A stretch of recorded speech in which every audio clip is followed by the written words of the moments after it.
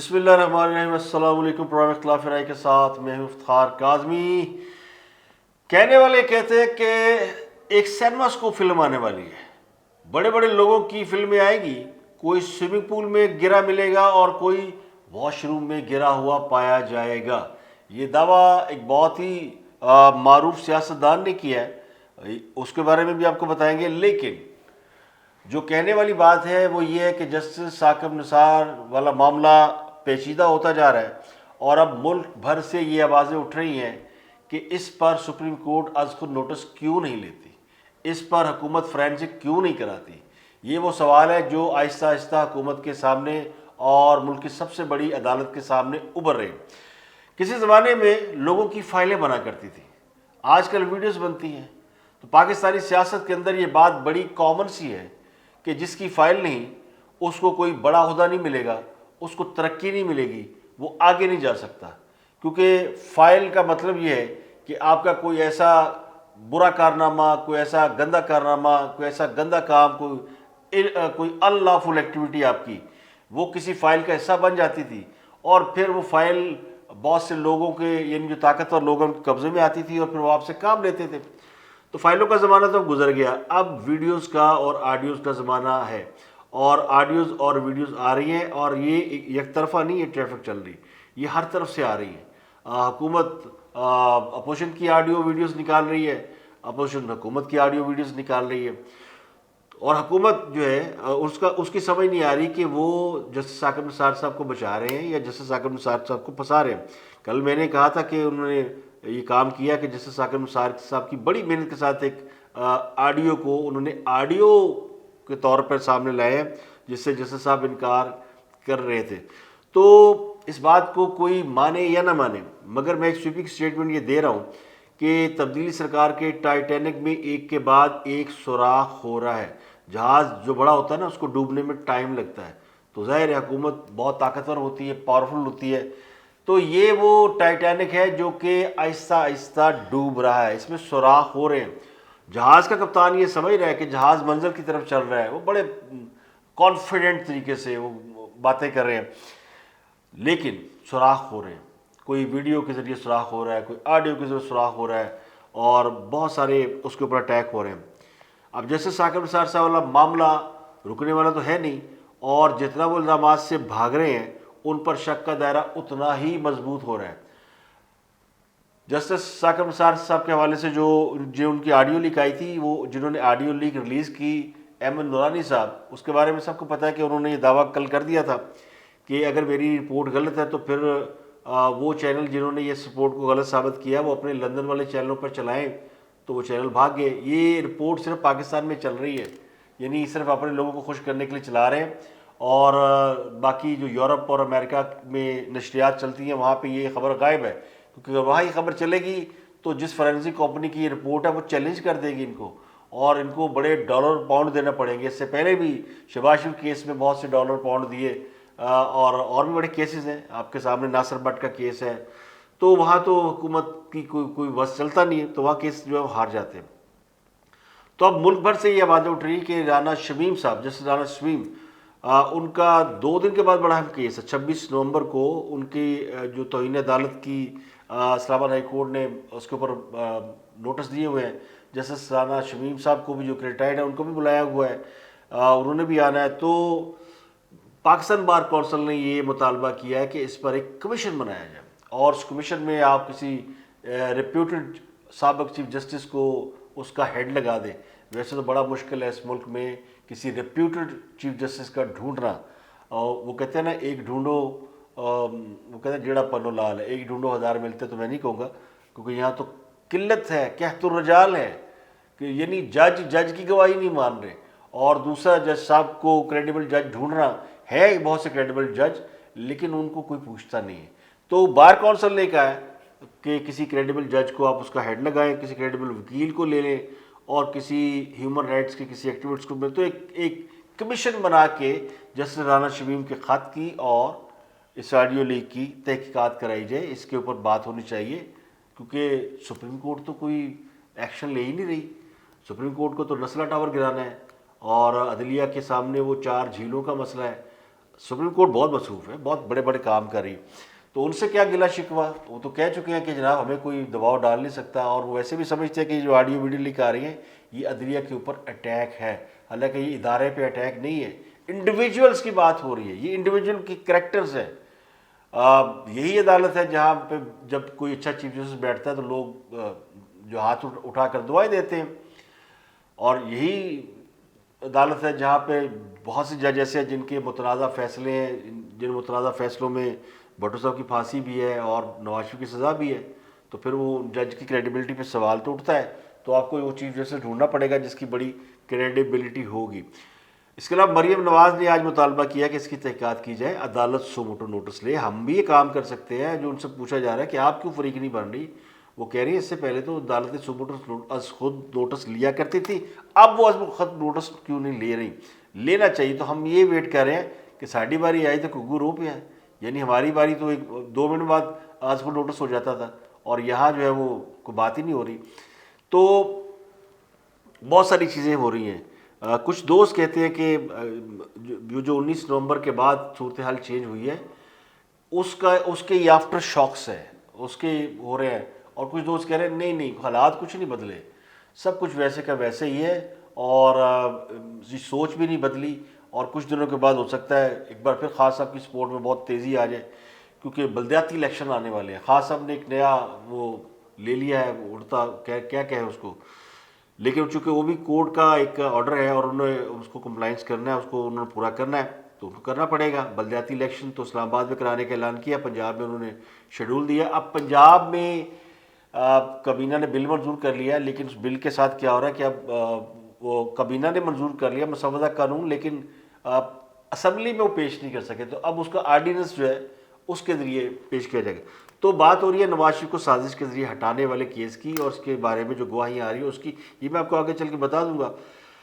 तो नून लीग ने कहा कि इसकी तहकीकात की जाए, मरीम नवाज़ ने ये कहा कि इसकी तहकीकात की जाए, कल शिबली फराज भी कह रहे थे तहकीकात की जाए। कुछ हुकूमत के लोग कह रहे हैं कि तहकीकात नहीं होनी चाहिए, वो नहीं मानते इन तहकीकात को, वो तो कह रहे हैं जनाब फ्रॉड हो गया। फवाद चौधरी और इस तरह के लोग जितने भी दोस्त हमारे, वो इस बात को नहीं मान रहे, लेकिन उनकी बात का भी वज़न नहीं रहा, क्योंकि उस ऑडियो लीक के अंदर बहुत सी बातें ऐसी हैं जिनके बारे में अभी कोई एविडेंस नहीं आया कि वो बातें कहाँ की गई, क्यों की गई और किस लिए की गई। तो एक तरफ मरीम नवाज ने प्रेस कॉन्फ्रेंस की आज, और दूसरी तरफ नैब अपने खाते खोल के बैठ गई।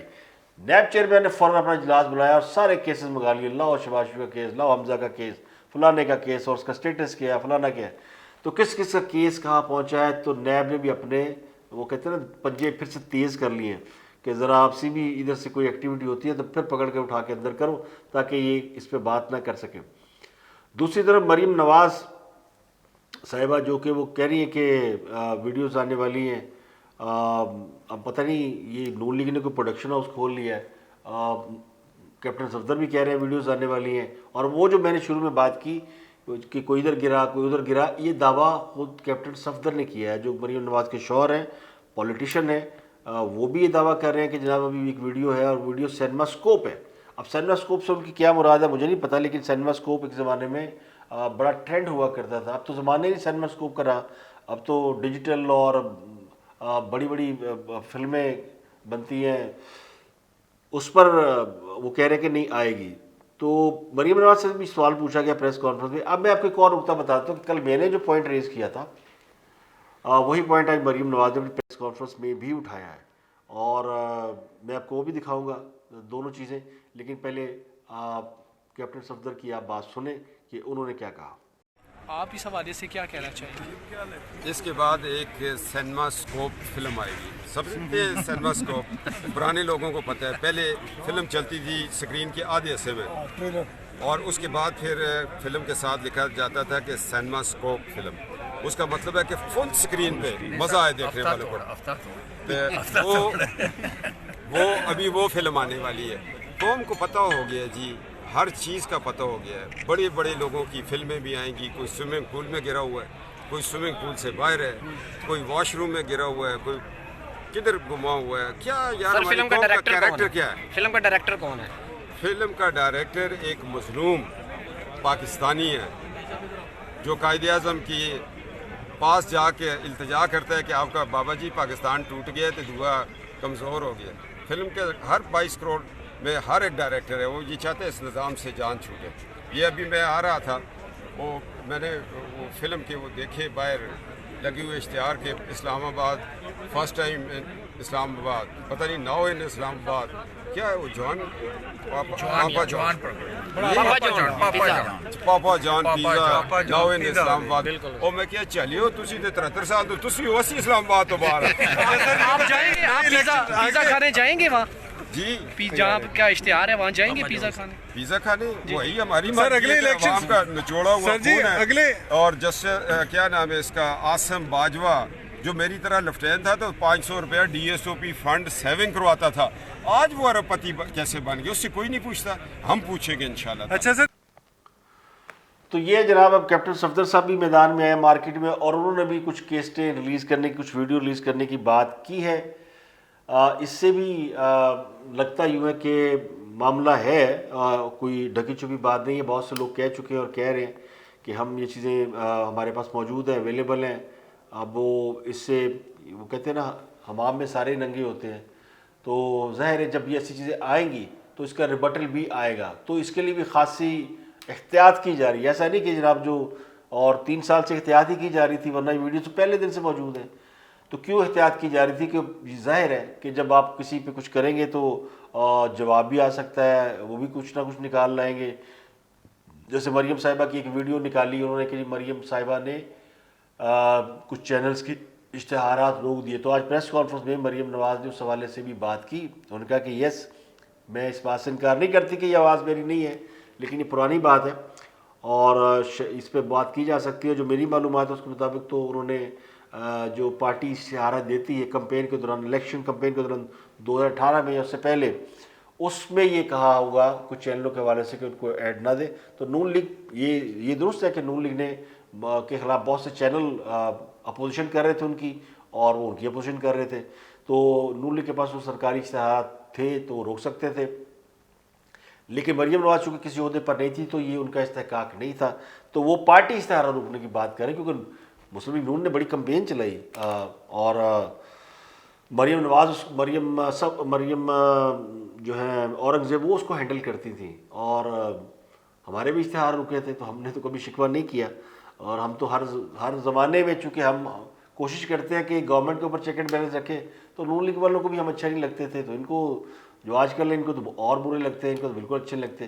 तो बहरहाल हम इश्तिहारात से मुज़ाहिर ये जब आप इस तरह की सहाफ़त करते हैं बोल्ड एंड ब्लंट, तो you have to face the music. ज़ाहिर है कौन छोड़ता है, तो ये हुआ होगा। मैं डिफेंड नहीं कर रहा हूँ उनको, मरियम नवाज़ को। अब मरियम नवाज़ ने जो बातें की वो सब इम्पॉर्टेंट हैं। मरियम नवाज़ ने सुप्रीम कोर्ट ऑफ साबिक chief justice of supreme court से सवाल पूछे हैं।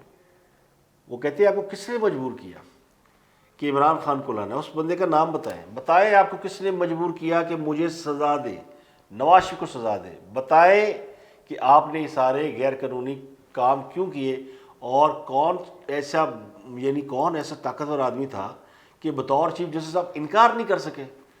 ये बड़ा सवाल है कि वो कह सकते थे कि भाई ये जो मैं नहीं करूँगा, मैं चीफ जस्टिस हूँ, मैं तो कानून और इंसाफ के मुताबिक फैसले करूँगा। लेकिन वो तो कहते हैं दोस्त नहीं मानते और दोस्त सब कुछ करते हैं। तो एक सहाफ़ी ने उनसे पूछा कि कोई और वीडियो भी आ रही हैं, तो उन्होंने कहा मुझे नहीं पता, लेकिन जब गुनाह होता है तो कहीं ना कहीं सबूत मौजूद होता है। ये है वो इशारा, और इस इशारे में बहुत सारी बातें हैं जिसमें उन्होंने ये जिक्र किया कि साकिब निसार को आज नहीं तो कल सच बताना पड़ेगा। तो इंसिस्ट यानी उनका जो सारा फोकस है वो ये है कि Saqib Nisar is the main culprit. मैं कल्प्रिट का लफ्ज़ इसलिए इस्तेमाल कर रहा हूँ कि उनकी नज़र में, मुस्लिम लीग नून की नज़र में जस्टिस साकिब निसार साहब एक ऐसे आदमी हैं जिन्होंने नवाज शरीफ के ख़िलाफ़ कॉन्स्पिरेसी की या उस कॉन्स्पिरेसी का वो हिस्सा बने, और उसके तहत उन्हें सज़ा सुनाई गई। और इसका अदालत को नोटिस लेना चाहिए। अदालत इसका नोटिस क्यों नहीं लेती? मरियम नवाज़ ने इस पर बात की, उन्होंने इस हवाले से जो गुजारिशात की वो सुन लें। जो दूसरा सवाल आप बाद में पूछ लीजिएगा। आपने जो कहा, मेरे पास बिल्कुल वो शवाहिद मौजूद हैं, वो मेरे पास हैं, मेरे वकला के पास है, मेरे वकला की टीम उसको देख रही है। और पहले तो मेरी अपील यही है अदलिया से, मुअज़्ज़िज़ जज साहिबान से, کہ اس بات کا, کیونکہ انگلیاں ان پر اٹھی ہیں. ٹھیک ہے کیس ہمارا ہے, لیکن یہ صرف نواز شریف کا کیس نہیں ہے, یہ صرف مریم نواز کا کیس نہیں ہے, یہ شاہد خاقان عباسی صاحب کا, یہ احسن اقبال صاحب کا کیس نہیں ہے, یا شہباز شریف صاحب کا کیس نہیں ہے, یہ پوری قوم کا کیس ہے. کیونکہ اس سازش کے نتیجے میں جس شخص کو آپ نے لا کے مسند اقتدار پہ بٹھایا, اس شخص نے 22 کروڑ عوام کی زندگی, ان کا جینا دوبھر کر دیا.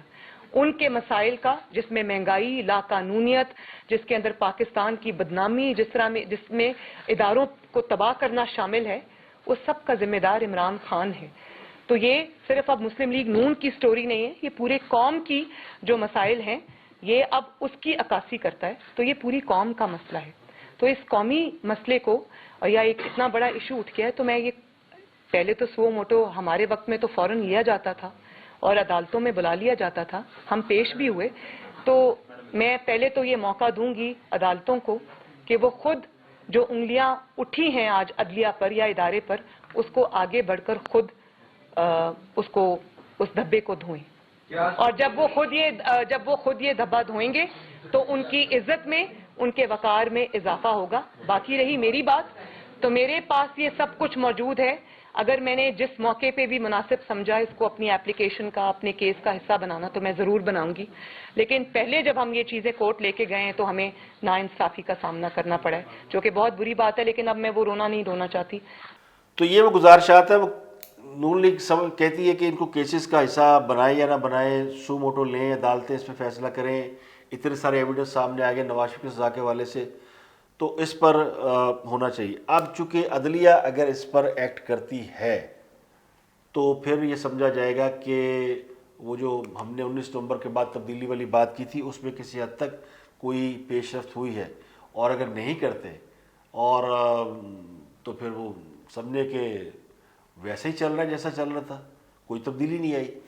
کیونکہ تبدیلی آنے کے لیے, تبدیلی لانے کے لیے ظاہر ہے تھوڑی سی کرج چاہیے, تو وہ موجود نہیں. اسلام آباد ہائی کورٹ نے البتہ اس کا نوٹس لیا ہوا ہے جسٹس اطہر من اللہ نے, اور وہ خاصے ان کی ریپیوٹ بہت اچھی ہے اس حوالے سے. اور انہوں نے آسما جاگیر کانفرنس میں بھی علی احمد کرد کی باتوں سے, کچھ باتوں سے اتفاق کیا, تو اس سے ان کی سوچ کا اندازہ ہوتا ہے کہ وہ ریئلٹی کو سمجھتے ہیں اور وہ بولڈ ڈیسیژن لینے کے حق میں. لیکن وہ بھی اس بات کا برا منا چکے ہیں کہ کیوں جسٹس گلگت بلتستان جو ایکس ہے, انہوں نے یہ خلف نامہ کسی ریکارڈ کا حصہ بنائے بغیر ایک سٹوری شائع کرا دی اور اٹیک کیا گیا جوڈیشری کے اوپر کہ ضمانتیں نہیں ہونے دینی اور یہ نہیں ہونے دینا.